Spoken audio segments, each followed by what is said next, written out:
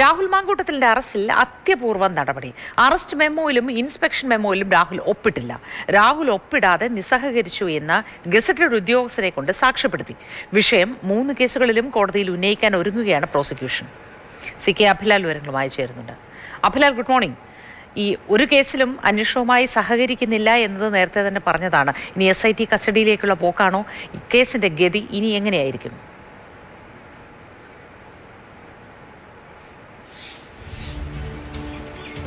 Good morning. സാധാരണഗതിയിൽ register ചെയ്യപ്പെടുന്ന ഒരു കേസ്, അതിൽ ചുമത്തിയിട്ടുള്ള വകുപ്പുകൾ, ആ കേസിൽ പ്രതിയായിട്ടുള്ള ആളെ പോലീസ് കസ്റ്റഡിയിലെടുത്ത് പിന്നീട് അറസ്റ്റിലേക്ക് പോകുമ്പോൾ താൻ ഈ കേസിൽ അറസ്റ്റിലാകുന്നു എന്നുള്ള വിവരം അന്വേഷണ ഉദ്യോഗസ്ഥൻ നേരിട്ട് ഇദ്ദേഹത്തെ ബോധ്യപ്പെടുത്തുകയും അദ്ദേഹത്തിന്റെ രേഖാമൂലമുള്ള സമ്മതപത്രം അല്ലെങ്കിൽ അറിവ് ഉറപ്പിക്കുന്നതാണ് ഈ അറസ്റ്റ് മെമ്മോ എന്നുള്ളത്. എന്നാൽ ഈ അറസ്റ്റ് മെമ്മോയിലും മറ്റൊന്ന് ഇൻസ്പെക്ഷൻ മെമ്മോയിലും രാഹുൽ മാങ്കൂട്ടത്തിൽ ഒപ്പ് രേഖപ്പെടുത്തിയിട്ടില്ല. ആവർത്തിച്ചുള്ള ആവശ്യത്തോടും അദ്ദേഹം ഒട്ടും യോജിക്കാത്ത തരത്തിലുള്ള സമീപനമാണ് സ്വീകരിച്ചത്. ഞായറാഴ്ച രാവിലെ 7:30 കൂടിയാണ് പത്തനംതിട്ട AR ക്യാമ്പിൽ എത്തിച്ച് ചോദ്യം ചെയ്തതിന് ശേഷമാണ് അദ്ദേഹത്തിന്റെ അറസ്റ്റ് രേഖപ്പെടുത്തുന്നത്. അതോടുകൂടി ഗസറ്റഡ് ഓഫീസർ റാങ്കിലുള്ള ഒരു ഉദ്യോഗസ്ഥരെ സ്ഥലത്തേക്ക് എത്തിക്കുകയും അദ്ദേഹത്തിന്റെ സാന്നിധ്യത്തിൽ സമാനമായ ആവശ്യം അന്വേഷണ ഉദ്യോഗസ്ഥൻ ആവശ്യപ്പെട്ടിട്ടും അദ്ദേഹം അതിനോട് തയ്യാറാകാത്ത തരത്തിലുള്ള ഒരു സമീപനം സ്വീകരിച്ച പശ്ചാത്തലത്തിൽ രാഹുലിന്റെ തന്റെ സാന്നിധ്യത്തിൽ രാഹുലിനോട് അന്വേഷണ ഉദ്യോഗസ്ഥൻ അറസ്റ്റ് മെമ്മോയിൽ ഒപ്പ് രേഖപ്പെടുത്താൻ ആവശ്യപ്പെട്ടിട്ടും അദ്ദേഹം അതിന് തയ്യാറായില്ല എന്ന് ഗസറ്റഡ് ഓഫീസർ സാക്ഷ്യപ്പെടുത്തുന്ന സ്ഥിതി ഉണ്ടായി. മറ്റൊന്ന്, അറസ്റ്റ് വിവരങ്ങൾ ബന്ധുക്കളെ അറിയിക്കണം, അഭിഭാഷകന്റെ അറിവിലേക്ക് കാര്യങ്ങൾ എത്തിക്കണം, നിയമസഹായം ലഭ്യമാക്കണം എന്നുള്ളത് ഏതൊരു ഘട്ടത്തിലും പോലീസ് സ്വീകരിക്കുന്ന സമീപനങ്ങളാണ്. എന്നാൽ ഇക്കുറി അത് ഏതെങ്കിലും തരത്തിൽ അറിയിക്കണം എന്നുള്ളത് മാത്രമാണ് നിയമത്തിൽ പറഞ്ഞിട്ടുള്ളത്. സാധാരണഗതിയിലൊക്കെ തന്നെ മൊബൈൽ ഫോണിൽ ബന്ധുക്കളെ അറിയിച്ചു അറസ്റ്റ് വിവരം എന്നുള്ളതാണ് റിമാൻഡ് റിപ്പോർട്ടിലൊക്കെ തന്നെ പരാമർശിക്കപ്പെടുക ഉണ്ടാവുക. എന്നാൽ ഇത്തവണ തിങ്കളാഴ്ച രാവിലെ ബന്ധുക്കളെ വിവരം അറിയിച്ച അറസ്റ്റ് രേഖപ്പെടുത്തിയ ബന്ധപ്പെട്ടുള്ള വിവരങ്ങൾ അറിയിച്ചതോടൊപ്പം തന്നെ അദ്ദേഹത്തിന് ആവശ്യമായ വസ്ത്രങ്ങൾ കൂടി എത്തിക്കാൻ കഴിയുമെങ്കിൽ അത്തരത്തിലുള്ള കാര്യം ചെയ്യണമെന്ന് അറിയിച്ചതിന്റെ പശ്ചാത്തലത്തിൽ അടൂരിലെ അദ്ദേഹത്തിന്റെ വീട്ടിൽ നിന്നും AR ക്യാമ്പിലെത്തിയ ബന്ധുവിനെ കൊണ്ട് അദ്ദേഹത്തിന്റെ അറസ്റ്റ് വിവരങ്ങൾ തന്നെ ബോധ്യപ്പെടുത്തി എന്നുള്ള കാര്യം രേഖാമൂലം മൂന്നാമത്തെ പീഡന പരാതിയിൽ രാഹുലിനെ കസ്റ്റഡിയിൽ വേണമെന്ന അപേക്ഷയിൽ ഇന്ന് വിധി പ്രസ്താവിക്കുകയാണല്ലോ.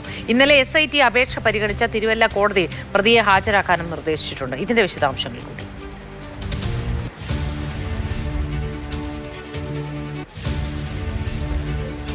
ഏറെക്കുറെ ഒരാഴ്ച കാലയളവിലേക്ക് പ്രതിയെ കസ്റ്റഡിയിൽ വാങ്ങേണ്ടതുണ്ട്. കാരണം അന്വേഷണം പ്രാരംഭ ദിശയിൽ മാത്രമാണ്. പ്രതിയെ കൂടുതൽ ചോദ്യം ചെയ്യേണ്ടതുണ്ട്. ഒപ്പം തന്നെ ആരോപിക്കപ്പെടുന്ന ഇടങ്ങളിലൊക്കെ തന്നെ എത്തിച്ച് തെളിവെടുപ്പ് നേരിട്ട് നടത്തേണ്ട പശ്ചാത്തലമുണ്ട്. അതിനാൽ ഒരാഴ്ച കസ്റ്റഡിയിൽ വേണം എന്നുള്ളതാണ് അന്വേഷണ ഉദ്യോഗസ്ഥൻ കോടതിയിൽ APP മുഖേന ആവശ്യപ്പെട്ടിട്ടുള്ളത്. ഇത് സാധാരണഗതിയിൽ ഇത് നമുക്ക് സംഭവിക്കാൻ കഴിയുന്നത് എന്നുള്ളത് പ്രതീക്ഷിക്കാൻ കഴിയുന്നത് അദ്ദേഹത്തെ ഇതുമായി ബന്ധപ്പെട്ടുള്ള ഇന്ന് വാദം ഉണ്ടാകും. പ്രോസിക്യൂഷനും അതോടൊപ്പം തന്നെ പ്രതിഭാഗവും ഇതുമായി ബന്ധപ്പെട്ടുള്ള വിവരങ്ങൾ കോടതിയെ ധരിപ്പിക്കും.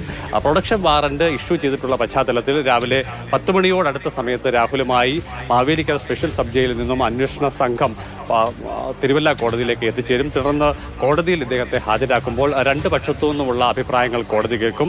സ്വാഭാവികമായും കോടതി ജാമ്യം അനുവദിക്കാനുള്ള സാധ്യതയില്ല. മറിച്ച് അന്വേഷണ സംഘം ആവശ്യപ്പെട്ട പ്രകാരമുള്ള അതല്ലെങ്കിൽ അതിനോടടുത്ത് വരുന്ന ഒരു ദിവസത്തേക്കോ ഇദ്ദേഹത്തെ കസ്റ്റഡിയിൽ വിടാനുള്ള സാധ്യതയാണുള്ളത്. ഒരുപക്ഷെ ഇന്ന് തന്നെ ആദ്യഘട്ടത്തിലുള്ള തെളിവെടുപ്പ് ഉണ്ടാകാനുള്ള സാധ്യതയുണ്ട്. കോടതിയിൽ നിന്നും ഏറെക്കുറെ 1.5 കിലോമീറ്റർ മാത്രം അകലെയാണ് ഈ സംഭവം നടന്നതായി പറയുന്ന ഹോട്ടൽ ഉള്ളത്. ഒരുപക്ഷെ അവിടെ നിന്നും കസ്റ്റഡിയിൽ വാങ്ങിയ ഉടൻ തന്നെ അന്വേഷണ സംഘാംഗങ്ങൾ പ്രതിയുമായി ഈ സംഭവ സ്ഥലത്തേക്ക് എത്തി തെളിവെടുപ്പ് നടത്താനുള്ള ഒരു സാധ്യതയുണ്ട്. അതല്ലെങ്കിൽ അവിടെ നിന്ന് നേരിട്ട് പത്തനംതിട്ടയിലെ ഏതെങ്കിലും ഒരു കേന്ദ്രത്തിലേക്ക് എത്തിച്ച ശേഷം മറ്റൊരു ദിവസം തെളിവെടുപ്പ് നടത്താനുള്ള സാധ്യതയും നമുക്ക് തള്ളിക്കളയാനാകില്ല. അതേസമയം തന്നെ ഇന്നലെ അദ്ദേഹത്തിന് വേണ്ടി ജാമ്യ ഹർജി സമർപ്പിച്ചിരുന്നു. കേസിൽ ആരോപിക്കപ്പെട്ടിട്ടുള്ള കുറ്റങ്ങളൊന്നും തന്നെ നിയമപ്രകാരം നിലനിൽക്കുന്നതല്ല. അതിനാൽ തന്നെ പ്രതിക്ക് എത്രയും വേഗം ജാമ്യം അനുവദിക്കണമെന്നുള്ള ഒരു അപേക്ഷയാണ് പ്രതിഭാഗം അഭിഭാഷകൻ മുന്നോട്ട് വെച്ചത്. പക്ഷേ കേസിന്റെ അന്വേഷണ പുരോഗതി കണക്കിലെടുക്കാതെ അല്ലെങ്കിൽ വിലയിരുത്താതെ പ്രതിക്ക് ജാമ്യം അനുവദിക്കാൻ കഴിയുകയില്ല. അതിനാൽ തന്നെ അന്വേഷണ പുരോഗതി അറിയിക്കണമെന്നുള്ള ഒരു നിർദ്ദേശം കൂടി അന്വേഷണ ഉദ്യോഗസ്ഥനോട് കോടതി ആവശ്യപ്പെട്ടിട്ടുണ്ട്. അതുമായി ബന്ധപ്പെട്ടുള്ള റിപ്പോർട്ടും ഇന്ന് കോടതിക്ക് മുൻപാകെ എത്തുകയാണ്. ശരി, CK അഭിലാലാണ് വിശദവിവരങ്ങൾ പങ്കുവച്ചത്.